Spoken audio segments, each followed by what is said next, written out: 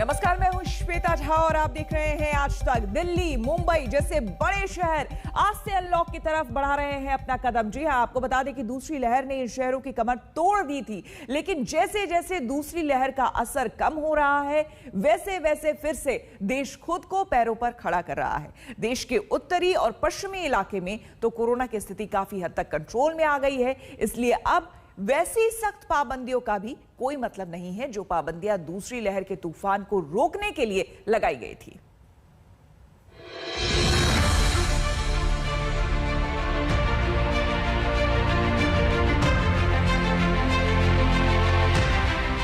दूसरी लहर के 2 महीने बाद दिल्ली की धड़कनें फिर से लौट रही हैं। दिल्ली ने अनलॉक का दूसरा कदम बढ़ा दिया है। मार्केट, मॉल्स और मार्केट कॉम्प्लेक्स में ऑड इवन के आधार पर दुकानें खुलेंगी, यानी आधी दुकानें एक दिन खुलेंगी, एक दिन बंद रहेंगी। लेकिन जरूरी सेवाओं, बुक और स्टेशनरी की दुकानें रोज खुलेंगी। आस पड़ोस और मोहल्ले की दुकानें भी रोज खुलेंगी। दुकानें खुलने का समय सुबह 10 बजे से रात 8 बजे तक होगा, लेकिन weekly market, gym, spa, salon, park, garden अभी नहीं खुलेंगे। जितने बाजार हैं, मॉल्स हैं, उनको खोला जा रहा है ऑड इवन के बेसिस पे, कि आधी दुकानें एक दिन खुलेंगी, आधी दुकानें दूसरे दिन खुलेंगी, आधी दुकानें एक दिन, आधी दुकानें दूसरे दिन। 10 बजे से सुबह 10 बजे से शाम को 8 बजे तक दुकान नंबर के हिसाब से, ऑड इवन के हिसाब से दुकानें खोली जाएंगी। अनलॉक में पहले फेज में दिल्ली में फैक्ट्री और कंस्ट्रक्शन के काम शुरू हुए थे, लेकिन दूसरी लहर से थमी दिल्ली की रफ्तार सोमवार को ही मिलेगी। सोमवार से दिल्ली में प्राइवेट ऑफिस 50% स्टाफ के साथ काम करेंगे। सरकारी दफ्तरों में 50% कर्मचारी ही आएंगे। बाकी सबका वर्क फ्रॉम होम होगा। बाहर निकलने के लिए पास की जरूरत नहीं। 50% क्षमता के साथ बसें चलेंगी। ऑटो रिक्शा, टैक्सी, ग्रामीण सेवा, फटफट सेवा, आरटीवी भी चलेंगी। 10 मई से बंद दिल्ली मेट्रो भी 50% क्षमता के साथ सोमवार से चलेगी। हर लाइन पर 5 से 15 मिनट के अंतराल पर मेट्रो मिलेंगी। भी दुकान प्रतिष्ठान खोलेंगे। जाहिर है उनकी क्षमता पहले के मुकाबले कम होगी, ऑड इवन फार्मूला होगा, लेकिन सबसे बड़ी राहत होगी दिल्ली मेट्रो का खुलना। मैं जहां पर खड़ा हूं, सेंट्रल दिल्ली के अलावा दिल्ली के जितने मेट्रो स्टेशन है वो आम लोगों के लिए खोले जाएंगे। इससे फायदा उनको होगा जो लोग अपने दफ्तर की ओर जाते हैं, क्योंकि अब आधी क्षमता पे दफ्तर भी चल सकेंगे। सरकारी कर्मचारी हैं, निजी कर्मचारी हैं, सभी क्षेत्र खुलेंगे। जिंदगी पटरी पर लौटेगी तो मेट्रो एक बड़ा सहारा होगा। दिल्ली में संक्रमण दर अब 1% से भी नीचे पहुंच गई है और रोजाना के नए केस 500 से भी कम हो चुके हैं। इसीलिए अब पहले जैसी पाबंदियों का कोई तुक नहीं था। यूपी जैसे राज्यों ने भी यही किया है। लॉकडाउन शुरू हो रही है, जिसमें सुबह 7 बजे से लेकर शाम को 7 बजे तक मार्केट्स को कोरोना प्रोटोकॉल के तहत खुलने का अवसर दिया जा रहा है और नाइट कर्फ्यू और वीकेंड कर्फ्यू यथावत जारी रहेगी। प्राइवेट ऑफिसर्स को और इंडस्ट्री को विस्तृत गाइडलाइन दिया जा रहा है, जिसमें प्राइवेट ऑफिसर्स को खास तौर पर एडवाइजरी जारी किया गया है कि कोई भी लक्षण युक्त व्यक्ति को वो दफ्तर नहीं बुलाएंगे। लॉकडाउन की वजह से नोएडा के सेक्टर 18 जो सबसे बड़ा मार्केट है, वहां की दुकानें इस तरीके से वीरान पड़ी हुई हैं। लेकिन अब नोएडा वासियों के लिए एक बड़ी खुशखबरी है। 7 जून से नोएडा में अनलॉक की प्रक्रिया वो शुरू हो रही है। जैसा कि उत्तर प्रदेश सरकार ने गाइडलाइन जारी किया था कि जिन जिलों में 600 से कम कोविड पॉजिटिव की संख्या होगी वहां पर अनलॉक की प्रक्रिया शुरू होगी। लिहाजा नोएडा में 600 से कम पॉजिटिव मरीज आ रहे हैं, अनलॉक की प्रक्रिया शुरू हो रही है। यूपी में सिर्फ 4 जिलों को छोड़कर बाकी 71 जिलों में कोरोना कर्फ्यू से छूट दे दी गई है। सिर्फ लखनऊ, मेरठ, सहारनपुर, गोरखपुर पर अभी सावधानी है। वाराणसी, मुजफ्फरनगर, नोएडा, गाजियाबाद में भी सोमवार से छूट मिल जाएगी। देखिए, अभी 75 जो जिले हमारे हैं उत्तर प्रदेश के, उनमें से 71 जिलों में आज तक की डेट में हमने जो दिन का कोरोना कर्फ्यू है सुबह 7 बजे से शाम को 7 बजे तक का, उसको हमने खोल दिया है। लेकिन उसमें भी हमने कुछ पाबंदियां रखी हैं। जैसे कि कोई विवाह कार्यक्रम होगा तो 25 लोग विवाह में शामिल होंगे। उधर असमंजस के बीच महाराष्ट्र भी अनलॉक की तैयारी कर चुका है। असमंजस इसलिए कि महाराष्ट्र में लॉकडाउन 15 जून तक है, लेकिन इसी बीच एक प्लान बनाकर अनलॉक पर कदम बढ़ा दिए गए हैं। महाराष्ट्र में इसे अनलॉक का 5 लेवल प्लान बताया जा रहा है, जो पॉजिटिविटी रेट और ऑक्सीजन बेड की ऑक्यूपेंसी के आधार पर बनाया गया है। हर गुरुवार को हर जिले में पॉजिटिविटी रेट और ऑक्सीजन बेड की उपलब्धता की जानकारी दी जाएगी और इसी के आधार पर यह तय होगा कि कौन से जिले में कौन से स्तर की पाबंदियां रहेंगी।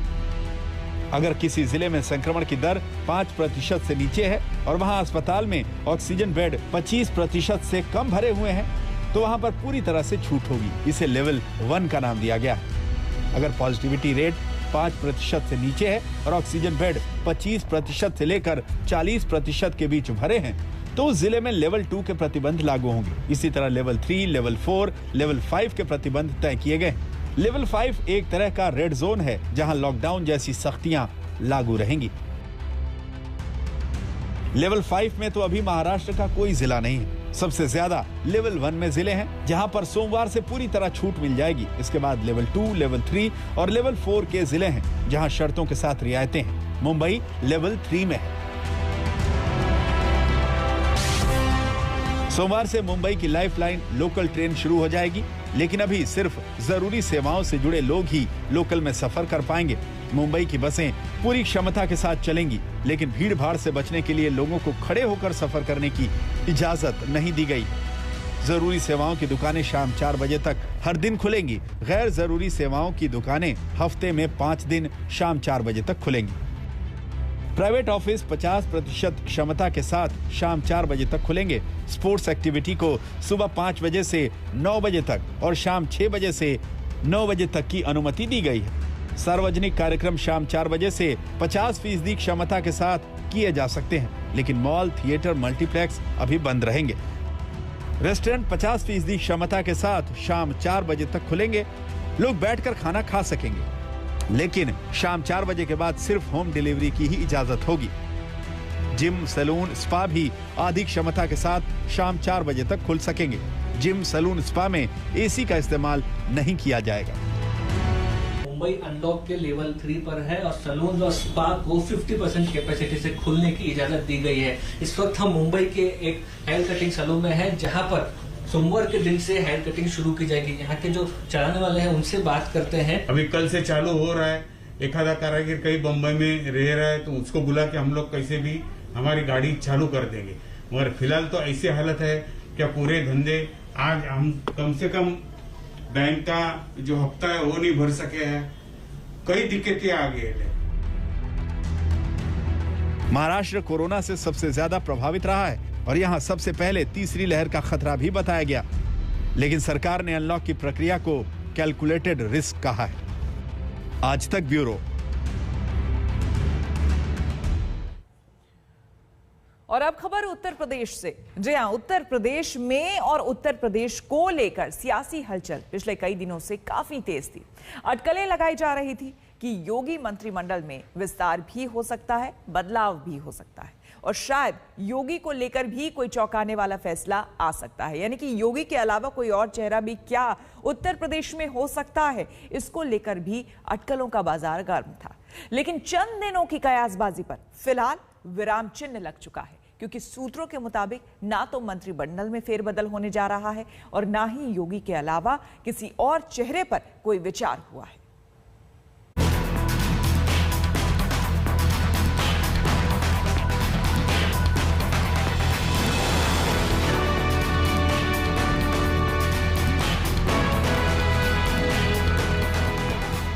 दो 2021 के धमाकेदार बंगाल विधानसभा चुनाव के बाद अब संपूर्ण देश की नजर अभी से सबसे बड़े सूबे उत्तर प्रदेश की ओर इनायत हो गई है। ऐसा इसलिए क्योंकि 2022 में यूपी विधानसभा का हाई प्रोफाइल चुनाव है। यूपी में फिलहाल बीजेपी सत्ता में है। योगी आदित्यनाथ मुख्यमंत्री हैं और पार्टी अभी से सियासी जंग जीतने की तैयारी में कमर कसने लगी है। हालांकि पिछले कुछ दिनों से कयासबाजी हो रही थी कि मुमकिन है कि 2022 में बीजेपी योगी आदित्यनाथ नहीं किसी और चेहरे के नेतृत्व में चुनावी मैदान में कूदेगी, लेकिन इन अटकलों पर अब विराम लग चुका है।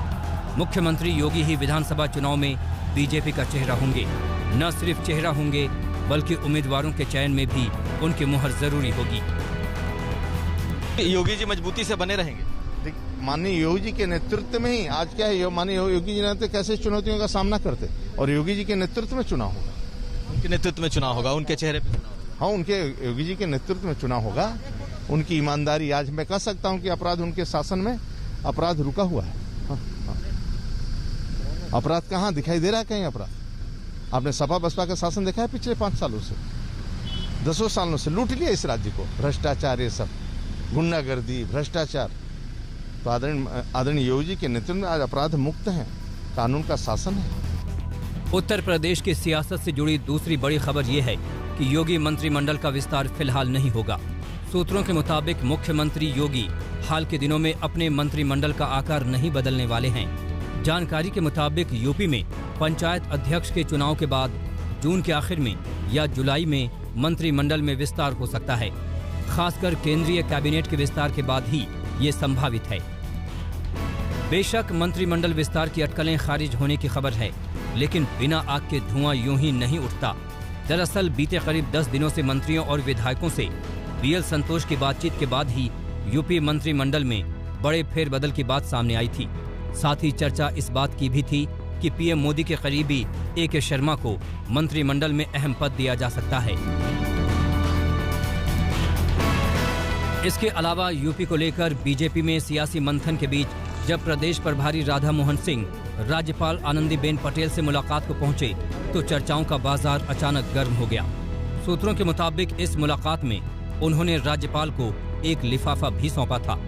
इस लिफाफे ने यूपी में बीजेपी की राजनीति को लेकर जारी असमंजस और बढ़ा दिया था। हालांकि राधा मोहन ने आनंदीबेन से मुलाकात को औपचारिक बताकर सस्पेंस और बढ़ा दिया था। प्रभारी बनने के बाद अभी तक उनसे मैं मुलाकात नहीं कर सका था, तो उनसे मिलने गया था। जहाँ तक सरकार और संगठन का सवाल है, देश में सबसे लोकप्रिय अभी कोई राज्य सरकार है तो योगी सरकार है, उत्तर प्रदेश बीजेपी की सरकार है, और देश में यदि संगठन कहीं सबसे ज्यादा मजबूत है तो उत्तर प्रदेश में। बीजेपी सूत्रों से आ रही खबरों ने फिलहाल ये तय कर दिया है कि उत्तर प्रदेश में पार्टी योगी आदित्यनाथ के दम पर ही लगातार दूसरी बार सत्ता पर काबिज होने का चुनावी मार्च करेगी और फिलहाल मंत्रिमंडल में कोई फेरबदल नहीं होगा। मतलब साफ है, यूपी में योगी नाम केवलम। समर्थ श्रीवास्तव और शिवेंद्र श्रीवास्तव के साथ कुमार अभिषेक, लखनऊ, आज तक। दिल्ली में सियासत का पारा एक बार फिर चढ़ता जा रहा है। वजह है केजरीवाल की घर घर राशन योजना का रद्द किया जाना। उपराज्यपाल ने दलील दी है कि केंद्र से इसकी मंजूरी नहीं थी, तो केजरीवाल ने कहा कि राशन माफिया के साथ खड़ी है मोदी सरकार। ये कोई पहला मौका नहीं है जब केजरीवाल और केंद्र आमने सामने आ गए हों, और अब इस नए मुद्दे को लेकर बवाल बढ़ गया है। पूरी तैयारी हो चुकी थी, बस अगले हफ्ते से ये शुरू होने वाला था। वो ये दिखाने की कोशिश कर रहे हैं कि केंद्र उनको उनका स्कीम चलाने नहीं दे रही है। आपने 2 दिन पहले इसको रोक दिया, क्यों सर? आपने ऐसा क्यों किया? केंद्र सरकार ने एक बहुत बड़े स्कैम को होने से रोक लिया। वार पलटवार, हमला और तकरार, ये सब कुछ उस मुफ्त राशन के नाम पर हो रहा है जो कमजोर तबकों को मदद के लिए सरकार की ओर से दिया जाता है। लेकिन इसी राशन को लेकर दिल्ली में कुछ ऐसी बहस छिड़ी कि एक बार फिर केंद्र और केजरीवाल सरकार आमने सामने आ गई। सर प्लीज इस योजना को मत रोकिए, ये राष्ट्र हित में है, इसे होने दीजिए। वैक्सीन में राजनीति, राशन में राजनीति, ऑक्सीजन में राजनीति, बेड में राजनीति। विवाद की शुरुआत तब हुई जब केजरीवाल सरकार की घर घर राशन योजना के दिल्ली में लागू होने से ठीक पहले केंद्र ने इस पर अड़ंगा लगा दिया। आपने इसे मुद्दा बनाया और केजरीवाल ने केंद्र से सवाल किया, जब पिज्जा की डिलीवरी घर घर तक हो सकती है तो गरीबों के घर तक राशन क्यों नहीं पहुंचाया जा सकता? लोग पूछ रहे हैं, अगर इस देश में पिज्जा की होम डिलीवरी हो सकती है, बर्गर की होम डिलीवरी हो सकती है, स्मार्टफोन और कपड़ों की भी होम डिलीवरी हो सकती है, तो फिर गरीबों के घरों में राशन की होम डिलीवरी क्यों नहीं होनी चाहिए? सारा देश जानना चाहता है, आपने ये स्कीम खारिज क्यों की सर? केजरीवाल का हमला यही नहीं रुका। केंद्र को निशाने पर लेते हुए केजरीवाल ने इशारों में बीजेपी पर राशन माफियाओं से साठगांठ का आरोप तक लगा दिया। योजना पर छिड़े विवाद के बीच बीजेपी ने भी केजरीवाल के आरोपों पर पलटवार में देरी नहीं दिखाई और कहा कि योजना पर रोक से बड़ा स्कैम रुक गया। अगर ये घर घर राशन व्यवस्था लागू हो जाती ना सर, ये राशन माफिया खत्म हो जाता। पर देखिए ये राशन माफिया कितना ताकतवर निकला।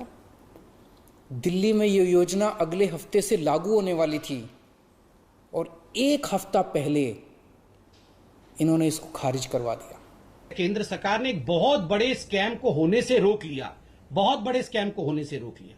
और वो स्कैम था कि आप ये सारा का सारा जो गोदाम से डाइवर्ट करने वाले थे अनाज गरीबों के नाम पर और इसका स्कैम करने वाले थे, आज वो स्कैम होने से रुक गया है। मुझे लगता है ये दिल्ली की जनता के लिए बहुत राहत का विषय है। दरअसल सीएम अरविंद केजरीवाल ने 15 मई को कैबिनेट की बैठक में घर घर राशन योजना का फैसला लिया था और 18 मई को इस योजना को लागू करने का ऐलान किया था। 24 मई को योजना पर स्वीकृति के लिए केजरीवाल सरकार की ओर से उपराज्यपाल को फाइल भेजी गई, लेकिन उपराज्यपाल ने इसे मंजूरी नहीं दी थी। राज्यपाल की ओर से कहा गया कि घर घर राशन योजना को केंद्र से मंजूरी नहीं मिली है। इसके साथ ही योजना को लेकर कोर्ट में केस भी चल रहा है। उपराज्यपाल के इस फैसले को आम आदमी पार्टी राजनीति से प्रेरित बता रही है। वहीं बीजेपी का कहना है कि केंद्र की किसी योजना को राज्य सरकार अपने हिसाब से चलाना सही नहीं है। आज तक राष्ट्रहित के सभी कामों में मैंने आपका साथ दिया। मैंने हमेशा कहा है कि राष्ट्रहित के किसी भी काम में राजनीति नहीं होनी चाहिए। अगर कोई विपक्षी पार्टी की सरकार भी राष्ट्रहित में कोई काम करती है, हम उसका साथ देते हैं। राष्ट्रहित के इस काम में आप भी हमारा साथ दीजिए सर। हर चीज में राजनीति करते हैं। वैक्सीन में राजनीति, राशन में राजनीति, ऑक्सीजन में राजनीति, बेड में राजनीति, वेंटिलेटर में राजनीति, हर चीज में राजनीति करते हैं और फिर ऐसा ड्रामा करते हैं कि मैं तो कुछ नहीं करता हूं जी, वो सारा कुछ मोदी जी मुझे नहीं करने दे रहे हैं। घर घर राशन योजना पर रोक लगी तो केजरीवाल ने इसे केंद्र पर हमले का नया हथियार बना लिया और आरोप लगाया कि कोरोना के संकट काल में केंद्र राज्य सरकारों से लड़ाई लड़ रहा है। कितनी मुसीबत के समय भी केंद्र सरकार सबसे झगड़ रही है। आप ममता दीदी से झगड़ रहे हैं, झारखंड सरकार से झगड़ रहे हैं, आप लक्षद्वीप के लोगों से झगड़ रहे हैं, महाराष्ट्र सरकार से लड़ रहे हैं, दिल्ली के लोगों से लड़ रहे हैं, किसानों से लड़ रहे हैं। लोग इस बात से बहुत दुखी हैं सर कि केंद्र सरकार सबसे लड़ रही है। ऐसे देश कैसे चलेगा?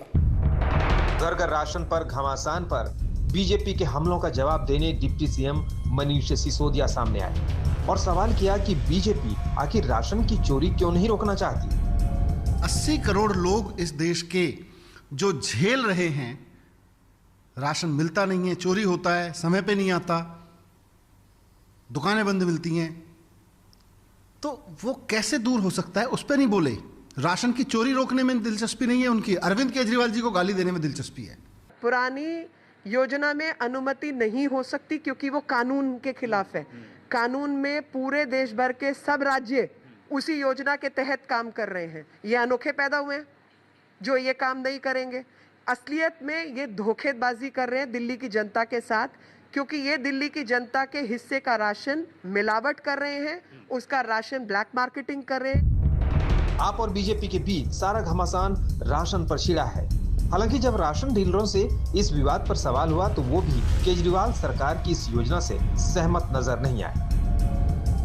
दिल्ली में राशन की घर घर राशन योजना पर रोक लगी है, इसके लिए सबसे पहले हम केंद्र सरकार का धन्यवाद करते हैं। साथ ही हम दिल्ली में ये देखना चाहते हैं कि दिल्ली सरकार क्यों इस तरह से कदम उठाए जा रही है। शराब की घर घर राशन डिलीवरी, घर घर राशन योजना, अगर दिल्ली सरकार को इतनी ही ज़्यादा चिंता थी तो दिल्ली सरकार अब तक दिल्ली के अंदर ई पॉस प्रणाली क्यों नहीं लागू कर रही है। दिल्ली की सियासत में शुरू हुए इस नए हंगामे के बीच आपको ये भी बता दें कि आखिर केजरीवाल सरकार की घर घर राशन योजना है क्या। इस योजना के तहत कार्ड धारकों के घर तक राशन पहुंचाने का इंतजाम किया गया है। इसके तहत लाभार्थी को 4 किलो आटा, 1 किलो चावल और 1 किलो चीनी घर पर ही दी जाएगी। कोरोना के संकट काल में केंद्र और केजरीवाल सरकार के बीच ऑक्सीजन और वैक्सीन को लेकर जुबानी जंग हुई। एलजी के अधिकारों को लेकर भी विवाद हुआ। अब इस कड़ी में घर घर राशन योजना का नया विवाद जुड़ गया है, जिस पर शुरू हुई जंग जल्द थमती नहीं दिखती है। दिल्ली से पंकज जैन और सुशांत मेहरा के साथ आज तक ब्यूरो। हमारे लिए वक्त हो गया है एक छोटे से ब्रेक का। बने रहे हमारे साथ, देखते रहिए आज तक।